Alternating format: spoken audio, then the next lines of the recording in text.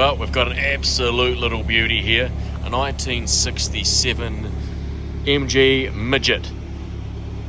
Absolutely splendid in red. Listen to a purr. Hang on, that doesn't sound like an MG motor. Well, it isn't. It's actually a Datsun 1400, and it also has a 5-speed manual gearbox. Makes it a heck of a lot more reliable and better driving than the original engine. We'll come around and have a look at the inside of it. Fantastic looking interior.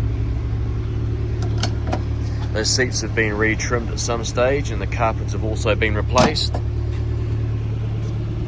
You'll see she's got wire wheels as well. Now the registration has lapsed on this, so we'll need putting back in the system. A nice rewarding little project for someone.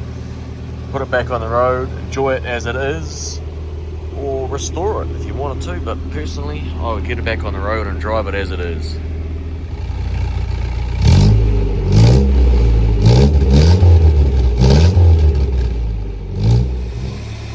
Listen to it purr. Yes, that is a relatively new carburetor, and on top is actually an air filter, so it isn't breathing dust. And there's your shirt plate.